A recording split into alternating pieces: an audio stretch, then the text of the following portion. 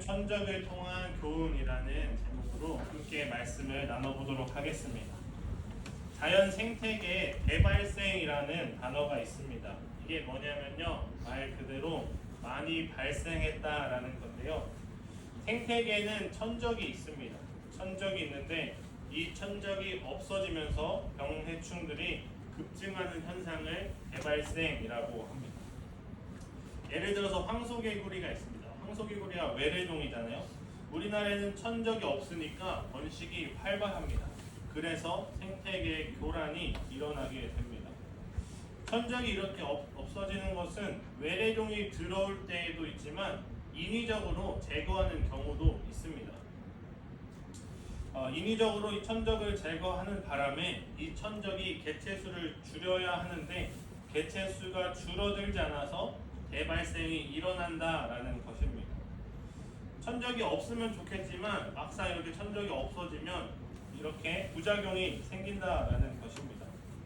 그런데 이런 문제들이 생태계에만 일어나는 것이 아니라 우리의 삶 속에서도, 우리의 신앙생활 속에서도 일어난다라는 것입니다.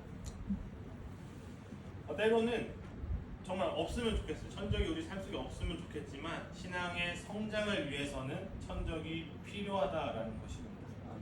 4세기 교부였던 크리스토스톰의 이야기가 있습니다. 우리는 늑대 1000마리에 에워싸여 살아간다. 그러나 우리는 양으로서 승리해야 한다. 이 양의 천적은 누구인가요? 늑대예요. 늑대입니다. 우리 주위에 늑대가 이렇게나 많은데 1000마리에 쌓여서 살아가는데 우리는 어떻게 살아갈 수 있는가? 그 늑대 사이에서, 그 천적들 사이에서 어떻게 살아남을 수 있는가? 이것은 늑대와 싸우는 목자를 바라볼 때 우리가 살아갈 수 있습니다. 목자의 곁에 우리가 붙어 있을 때 살아갈 수가 있습니다. 목자의 승리로 인하여 우리가 승리하는 삶을 살아갈 수 있는 것입니다. 늑대는요, 늘 양들을 향하여 이를 드러내고 잡아먹으려고 합니다. 그런데 그때마다 우리는 그 늑대, 그 천적을 바라보는 것이 아니라 그 천적을 이기는 목자를 바라봐야 한다라는 것입니다. 그래서 성경 안에는 늘 무엇이 있나요?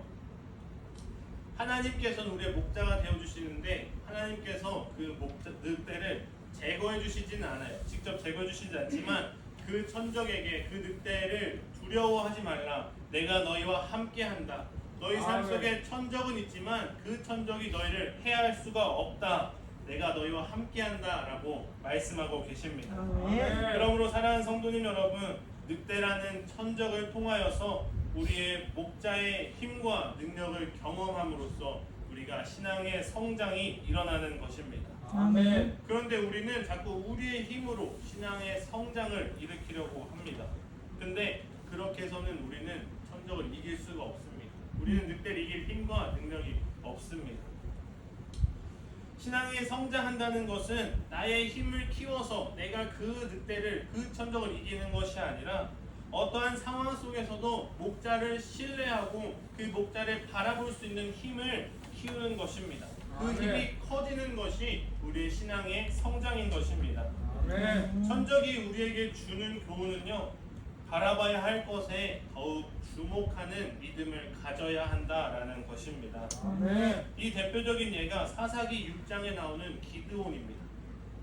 사사기 6장 14절에서 16절을 보시면요, 하나님께서는 기드온에게 너는 가서 너의 힘으로 미디안을 구원하라. 내가 너를 보냈다라고 말씀하시고요. 기드온은 주여 제가 무엇으로 구원합니까?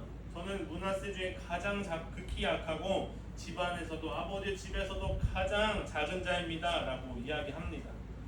그러면서 하나님께서 하시는 말씀은 내가 반드시 너와 함께 하리라 라고 말씀하십니다. 이 말씀에서 중요한 것은요, 나는 힘이 없다, 나는 연약하다라는 것을 깨닫는 것이 가장 중요한 것입니다. 우리가 이렇게 내가 연약함을 깨닫고 하나님 앞에 고백할 때 하나님께서 그래? 난 몰랐네. 넌 힘이 있는 줄 알았는데, 넌 능력 있는 줄 알았는데, 하나님의 일을 할 만큼 자격을 갖추고 있는 줄 알았는데 아니구나. 그럼 하지마. 이렇게 말씀하시는 것이 아니라 16절에 말씀하신 것처럼 반드시 너와 함께 하리니 하나님께서는 우리의 연약함을 알고 계십니다. 나도 알아. 네가 가장 작은 므낫세의 지파이고 집안에서도 가장 약한 자인 거 알아. 그래서 내가 반드시 너와 함께 하겠다라고 이렇게 말씀하시는 것입니다. 그럼 이 말씀 가운데 우리가 해야 할 것은 무엇일까요? 미디안 바라보지 말고 우리들의 원수 천적을 바라보지 말고 그 미디안으로부터 승리를 주실 우리를 구원해 주실 하나님만 바라보라는 것입니다. 고린도후서 12장에 나오는 사도 바울의 고백인데요. 내 권능은 약한 자 안에서 완전히 드러난다. 하나님의 능력이 누구를 통해서 드러나나요? 약한 자를 통해서 드러나는 것입니다. 강한 자는요 교만합니다. 싱글아이라는 단어가 있습니다. 하나님만 의지하라는 것입니다. 하나님만 주목하는 영적인 눈을 우리가 가지고 있어야 한다는 것입니다. 하나님께서는요 우리가 오직 하나님만 바라보시길 원하십니다. 우리가 강해지고 교만해지면요 우리는 바로 바벨탑 쌓습니다. 우리가 높아지려고 하고 역청 바르고 벽돌 만들어서 내 세상을 내 힘을 나를 더욱더 견고하게 만들려고 애씁니다. 그래서 하나님께서는 우리의 삶에 때때로 이렇게 천적을 주십니다. 그리고 그 천적을 통해서 우리의 힘이 되시고 능력 되시는 주인 되시는 그 하나님을 바라보게 하시는 것입니다. 이 천적으로부터 오는 이 교훈을 늘 기억하시고 승리하시는 성도님들 되시길 주님의 이름으로 축복합니다. 싱글아이 하나님만 주목하는 하나님을 주목하는 눈을 가지시길 축복합니다. 오늘 본문을 통하여서 하나님께서는 동일한 메시지를 주고 계시는데요. 제가 에스라서를 계속 설교하고 있습니다. 지난주는 맥주절이라서 다른 말씀을 드렸지만 그래도 이 에스라의 진행 상황을 성도님들께서 다 기억하고 계실 것 같습니다. 유다 백성이 바벨론 포로기에서 귀환해서 성전을 건축하고 신앙을 회복하려고 하는데 천적을 만났습니다. 방해꾼을 만났습니다. 본문 3절 말씀인데요. 스룹바벨과 예수아와 기타 이스라엘 족장들이 이르되 우리 하나님의 성전을 건축하는데 너희는 우리와 상관이 없느니라. 바사왕 고레스가 우리에게 명령하신 대로 우리가 이스라엘의 하나님 여호와를 위하여 홀로 건축하리라 하였더니 여기서 말씀하고 있는 너희가 누구냐면요 그 땅에 살고 있었던 사마리아인들, 포로기에서 귀환하기 전에 이미 살고 있었던 사마리아인들, 종교 혼합주의자들, 혈통 혼합자들, 그런 사람들을 이야기하는 것입니다. 바사왕 고레스가 우리에게 명령하신 대로 우리가 이스라엘 여호와를 위하여 유다의 정통성과 신앙의 순수성을 가지고 우리가 건축할 거야. 너희는 상관하지 마 라고 이야기했습니다. 이 방해꾼들이 회의와 타협이 통하지 않으니까 이제 직접적으로 공격하기 시작합니다. 4절 말씀인데요. 이로부터 그 땅 백성이 유다 백성의 손을 약하게 하여 그 건축을 방해하되 우리 인생에 천적이 있습니다. 인생에도 그렇고 신앙생활에도 그렇고 꼭 방해하는 사람들이 나옵니다. 그들의 목적은요 자신들이 이득을 취하는 것입니다. 이미 내가 이루었고 가지고 있는 권력들, 기득권, 주도권 이런 것들을 빼앗기고 싶지 않기 때문입니다. 그래서 방해를 하는데 어떻게 방해하냐면요 4절 말씀에 손을 약하게 한다. 이 손을 약하게 한다라는 것을 원어로 해석해 보면요 마음이 무너져 버린다라는 것입니다. 마음을 무너뜨려서 무기력해진다라는 것입니다. 우리가 무기력할 때 우리의 손이 막 움직일 수 있나요? 우리가 무기력할 때 우리가 힘을 내어서 무언가를 할 수 있나요? 아무것도 하지 못합니다. 하고 싶지도 않습니다.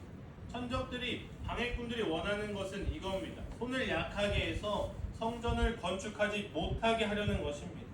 마치 가나안 땅에 들어갈 때 거인들을 보고 마음이 무너지고 블레셋에 있는 골리앗을 보고 마음이 무너지고 아무것도 할 수 없는 상태가 되는 것입니다. 이렇게 무기력해질 때 싱글아이가 사라지는 것입니다. 늑대의 천적에만 집중을 합니다. 저들이 힘이 더 세네, 저들의 숫자가 우리보다 더 많네. 우리의 눈을 하나님을 향하지 못하게 마비시키는 것이 이 천적들의 목적입니다. 이게 우리 대적인 천적인 사단의 공격 방법입니다. 끊임없이 날마다 계속해서 지속해서 공격하는 것입니다. 이렇게 매일매일 공격을 당하면 어떻게 될까요? 독촉 전화를 받아본 적 있으신가요? 독촉 전화를 매일매일 아침마다 받아보면요, 휴대폰을 보고 싶지도 않습니다. 무서워집니다. 5절 말씀인데요, 바사왕 고레스 시대부터 바사왕 다리오가 즉위할 때까지 관리들에게 뇌물을 주어 그 계획을 막았으며, 다리오가 즉위할 때까지 관리들에게 뇌물을 주어서 이들을 계획을 막았다고 합니다. 성전 건축을 못하도록 방해하는데 고레스에서 다리오까지 이 기간은 16년입니다. 16년 동안 계속해서 괴롭히는 거예요. 성전 건축을 하지 못하도록 하는 거예요. 16년 동안 괴롭힘을 받아본 적이 없어서 상상조차 할 수 없는데요. 날마다 전화해서 아침마다 눈을 떠 있으면 전화가 있고 문자가 와 있고, 날마다 전화해서 욕하고 저주하고, 이런 전화를 16년 동안 계속 받았다고 생각해 보시면 어떻게 우리가 버틸 수 있을까요? 사람이 포기하고 싶어질 것 같습니다. 안 하고 싶어질 것 같습니다. 이러한 끊임없는 지속적인 공격으로 인해서 손이 약해지니까, 무기력해지니까 이 이스라엘 백성들도 성전 건축을 안 하려고 하고 있는 거예요. 이곳에 다시 돌아온 목적이 성전을 건축하기 위함인데, 그 공격으로 인해서 무기력해지니까 마음의 목적이 사라집니다. 그 다음에 오는 마음은 목적이 사라지니까 공허해집니다. 그 다음에 공허함이 오면 우리가 하나님을 바라봐야 될 이유가 사라집니다. 그때부터 우리는 하나님과 단절되기 시작하는 것입니다. 그때부터는 하나님과 단절이 되면 교회 나와서 예배를 드리는데, 신앙생활을 하는데, 그건 신앙생활이라고 볼 수가 없게 되는 것입니다. 게다가 16년 동안이나 방해가 계속되고 단절되니까 어떤 목소리가 나오냐면, 거봐, 사마리아인들이 도와준다고 할 때 타협해서 빨리 짓고 끝내지, 이런 사람이 올 수도 있습니다. 외부적으로도 공격이 와요. 천적을 통해 공격이 오는데, 내부적에는 무기력한 사람들이 이렇게 무기력하고 공허함이 판칩니다. 갈등이 일어나게 됩니다. 이게 16년 동안 이렇게 계속 지속되면요, 만사가 귀찮아지고, 이 상황을 만사가 귀찮아지는 이 상황을 동시대 선지자인 학개 선지자가 이렇게 이야기하는데요. 학개서 1장 2절 말씀입니다. 만군의 여호와가 이같이 말하여 이르노라. 이 백성이 말하기를 여호와의 전을 건축할 시기가 이르지 아니하였다 하느니라. 이게 무슨 말씀이냐면요, 좀 해보자, 성전 건축 해보자 라고 하면요, 아직 때가 아니에요. 조금만 있다가, 지금은 바빠요. 한번 건축해볼까? 지금은 때가 아니에요. 내일부터입니다. 이 얘기하고 있는 것입니다. 언제 때가 이럴까요? 게으름과 무기력과 나태함이 우리 안에 있는데, 어느 때에 성전을 건축할 수 있을까요? 우리는 늘 핑계대고 있습니다. 하나님께 헌신하고자, 주의 목적을 가지고 살아가고자 하는 그 마음을 늘 주저하고 있으면서, 아직 때가 아니다, 지금은 내 상황이 더 힘드니까 아직은 아니야. 그럼 언제 상황이 오고 언제 성전 건축할 수 있을까요? 그나마 다행인 것은 이 학개 선지자나 스가랴 선지자가 이스라엘 백성을 계속해서 말씀으로 동원합니다. 결국엔 그 말씀이 힘이 되어서 16년 만에 다시금 성전 건축할 수 있는 힘이 생깁니다. 그리고 4년 만에 건축을 해요. 포로기 기한에서 성전 건축하는 데까지 20년이 걸렸습니다. 근데 더 무서운 건 뭔지 아세요? 성전이 지어지고 그 다음에는 성읍을 건축해야 하는데, 성벽도 건축해야 하는데, 그 공격이 끊임없이 계속해서 이어지는 것입니다. 아까 장로님께서 기도하실 때 말씀하셨는데, 성전을 옮길 때가 된 것 같다라고 말씀하셨어요. 광고 시간 때 말씀드리려고 했는데요, 성전을 옮길 때가 된 것 같습니다. 20년 넘게 계시지 않습니까? 옮길 때가 된 것 같습니다. 근데 막 옮길 수가 없어요. 우리 성도님들께서 기도해 보시고 감동이 되시면 그때부터 작정 기도를 시작하도록 하겠습니다. 기도해 보시고 말씀해 주세요. 30일이든 40일이든 100일이든 작정 기도하고 하나님께서 주시면 그때 성전 운동을 하는 걸로 하겠습니다. 네. 네. 진짜 감사한 것은 우리 한국교회 성도님들은요 미루지 않아요. 필요하다 안건이 나오면 그 즉시 바로바로 순종하시고 행동하시고 예배에 필요하다 하면 다음날 바로 생겨져 있어요. 그 믿음, 교회에 필요한 것이라고 하면 그날, 그 다음날, 그 주 안에 무조건 생겨져 있어요. 그 믿음으로 우리 향림교회가 반석 위에 굳게 세워질 줄로 믿습니다. 아멘. 이렇게 천적의 공격은요 20년이 지난 그 다음에도 계속해서 이어지는 것입니다.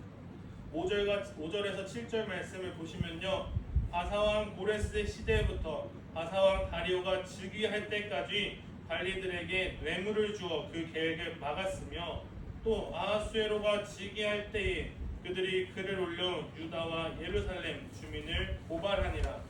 아닥사스다 때에 비슬람과 미드르닷과 다브엘과 그의 동료들이 바사왕 아닥사스다에게 글을 올렸으니 그 글은 아람 문자와 아람 방언으로 써서 진술하였더라.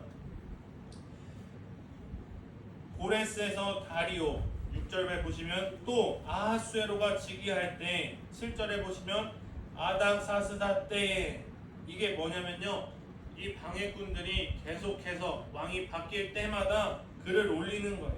계속 또 고소장 날리는 거예요.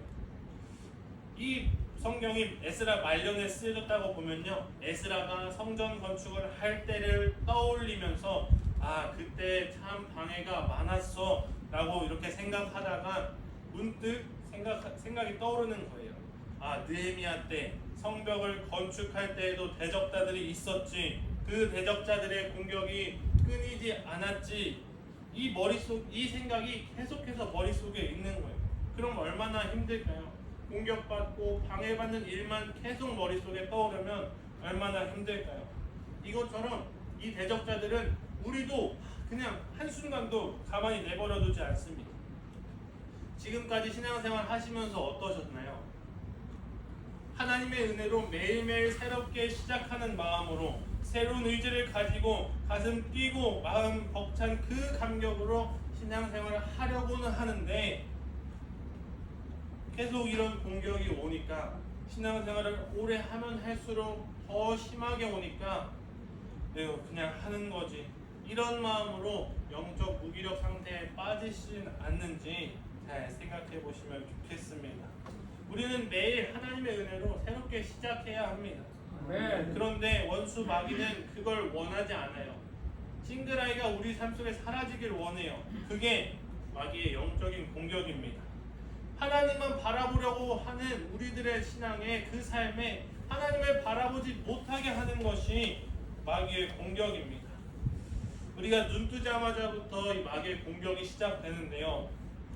우리가 눈 뜨자마자 뭘 하시나요? 자고 일어났을 때 바로 제일 먼저 하는 게 무엇인가요? 말씀 보지 않고 기도하지 못하도록 마귀가 공격을 하는 것입니다. 세상에 할 일이 너무 많고 너무 화려하고 아름다워요. 그래서 영적으로 계속 무기력해집니다. 학개서에서 말씀한 것처럼 하나님의 성전을 건축하지 않고 너희 살지만 마련하냐고. 그래서 하나님은 하나님만 바라보라고 이 천적을 통해서 우리에게 계속해서 사인을 주고 계신 것입니다. 사사기 3장 4절의 말씀 보시면 남겨두신 이방 민족들로 이스라엘을 시험한다라고 말씀하고 있습니다. 이 이방 민족들, 남겨진 이방 민족들은 신앙의 천적을 이야기하는 것인데요. 여호와의 명령에 순종하는지 순종하지 않는지를 이방 민족을 통해서 이스라엘을 시험한다라는 것입니다. 사랑하는 성도님들, 이런 하나님께서 주시는 그 시험, 그 테스트는 좋은 것입니다.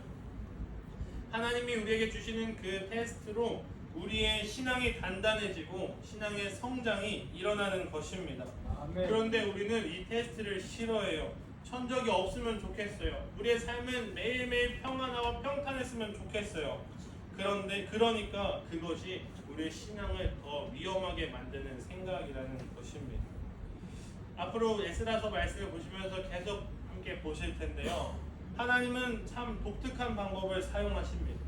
우리의 눈앞에서 우리의 천적을 제거하시거나 그때 당시에 왕들의 마음을 바꾸셔서 너네 성전 건축해 이렇게 하는 방법을 사용하시는 것이 아니라 유다 백성에게 하나님의 그 언약의 말씀을 끊임없이 주셔서 유다 백성들을 변화시키시는 방법을 사용하십니다. 이것이 천적을 통하여 우리의 삶을, 우리의 신앙을 더욱더 단단하게 변화시키시는 방법이신 것입니다.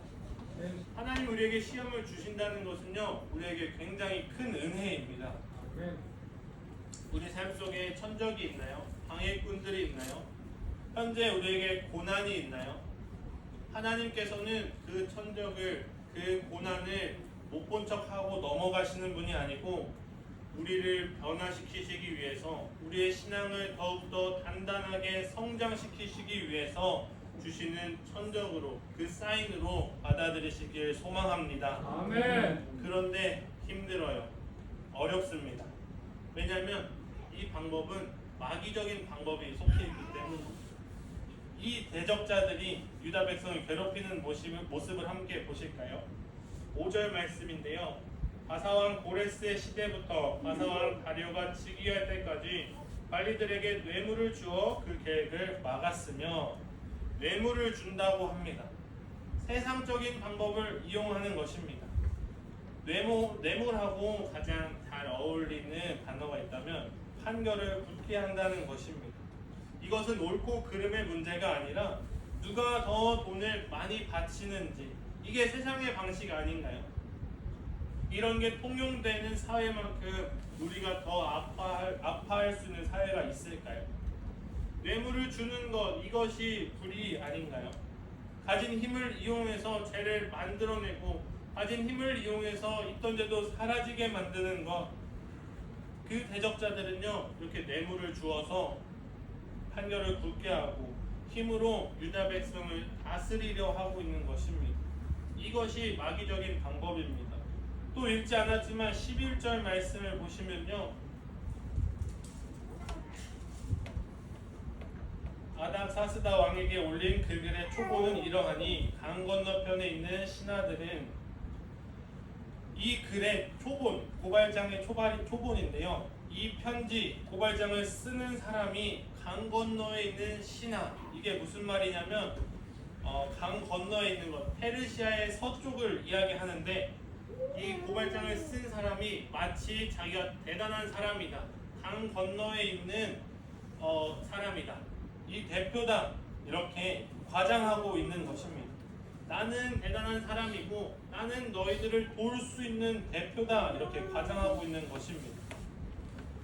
그리고 12절 13절에 보시면 상대방을 비하하는 내용을 나옵니다. 왕에게 아뢰나이다. 당신에게서 우리에게로 올라온 유다 사람들이 예루살렘에 이르러 이 패역하고 악한 성읍을 건축하는데 이미 그 기초를 수축하고 성곽을 건축하오니 이제 왕은 아시옵소서. 만일 이 성읍을 건축하고 그 성곽을 완공하면 저 무리가 다시는 조공과 관세와 통행세를 바치지 아니하리니 결국 왕들에게 손해가 되리이다. 비하하고 있는 것입니다. 근거가 없이 비하하고 있는 것이, 아마도 이럴 것이다. 저들이 짓고 있는 이 성읍은 악하고 패역하니 당신에게 순종하지 않을 것이다. 조공과 관세와 통행세를 바치지 않으니까 왕들이 힘들 것이다 라고 이야기하는 것입니다. 이게 이때 당시만의 화법이 아닙니다. 지금 이 시대도 정말 많아요. 있으면 안 되지만 교회에도 많이 있습니다. 이런 화법들이 많이 있습니다. 아마도 그럴 것이다. 저 사람은 악한 사람이니까 아마도 이렇게 할 것이다. 이 화법이 정말 많은데, 이러한 상황 속에서 우리가 해야 할 일은 무엇일까요? 그러면 그렇다, 그렇지 않으면 그렇지 않다, 이런 화법 속에서 우리가 살아남을 수 있는 방법은 있는 그대로 팩트, 사실만을 전하면 되는 것입니다. 뇌물을 먹일 필요가 없고 세상의 힘, 세상의 방식을 사용할 필요가 없고 과장할 필요가 없습니다. 그냥 있는 사실 그대로 팩트만 전하면 되는 것입니다.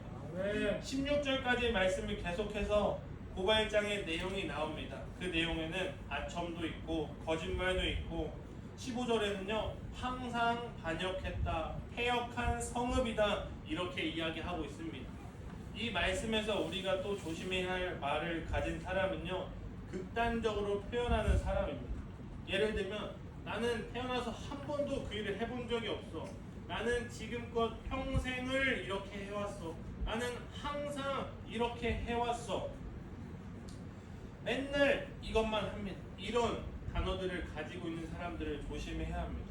왜냐하면 우리가 한 말을, 한 행동을 자꾸 잊어버리고 망각합니다.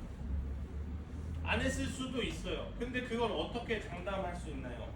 안 싸워봤고 욕 안 했을 수 있어요. 안 미워했을 수 있어요. 잘못 안 할 수 있어요. 그런데 그런 단어는 안 쓰는 것이 좋습니다. 왜냐하면 우리가 했어도 그렇지 않다, 안 했다라고 위안을 삼을 수 있기 때문입니다. 난 한 번도 다른 사람을 힘들게 한 적이 없어. 이건 나만의 생각이죠. 상대방이 어떻게 느꼈을지 그걸 본인이 어떻게 알 수 있나요? 겸손한 표현이 아닙니다. 나를 나타내고 드러내는 표현입니다. 근데 물론 히스기야 왕 때는 강대국에게 덤빈 적이 있습니다. 반역이 맞습니다. 그런데 대부분의 이스라엘 유다 민족들은 순응하고 강대국에 그렇게 순응하면서 살아왔습니다. 그런데 말씀에 항상 반역을 해왔대요. 이 성읍이 무너진 것이 강대국에게 반역해서 잘못해서 무너지게 된 것인가요? 아닙니다. 하나님께 잘못했기 때문에 이 성전이 무너진 것이죠. 이 고발장을 보시면 다 과장된 표현이고 다 자기를 과시하고 있고 아첨하고 있고 비하하고 이런 식으로 쓴 것입니다. 우리의 신앙생활 속에서도 이러한 공격이 마귀적인 방법이 올 수 있다라는 것입니다. 이러한 고발장, 고소장, 이러한 공격은 근거가 없습니다. 근데 우리를 무기력하게 할 수 있고 우리의 손을 약하게 만들 수가 있습니다.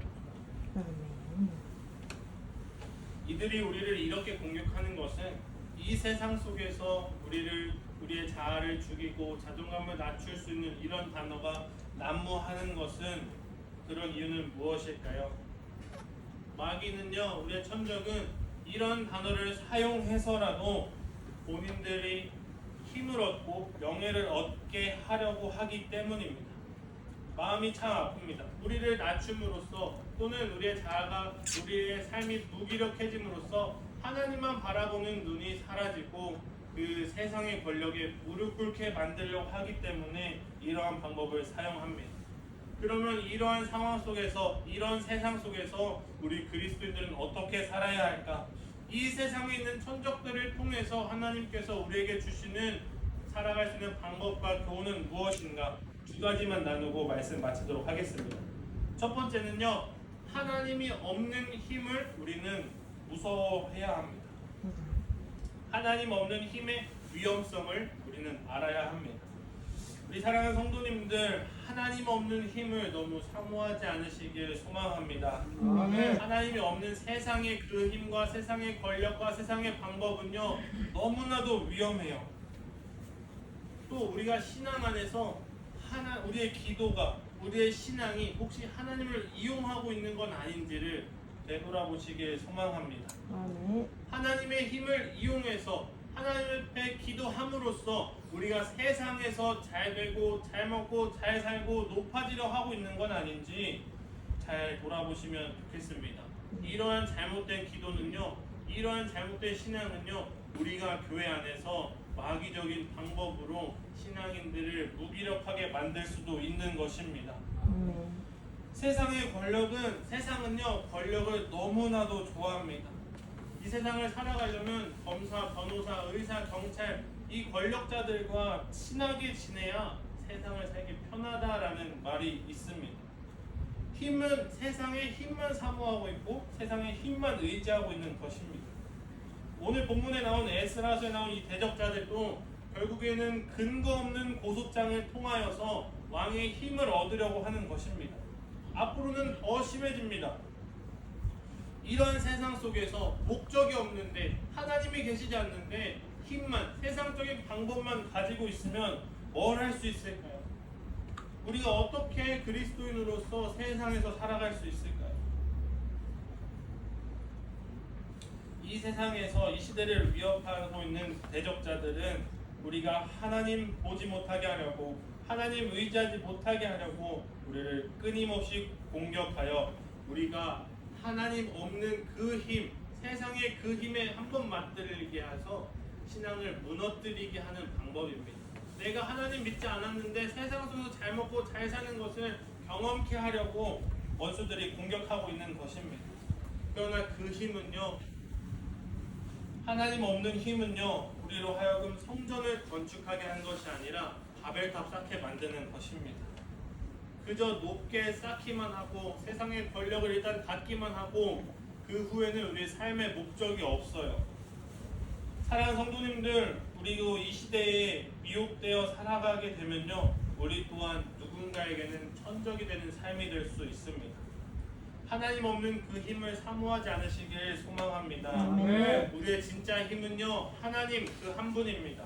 아멘. 그 힘만 의지하시는 성도님들 되시길 주님의 이름으로 축복합니다. 아멘. 두 번째는요, 하나님만이 우리의 진짜 힘이 되어 주시니까 하나님을 의지해야 합니다.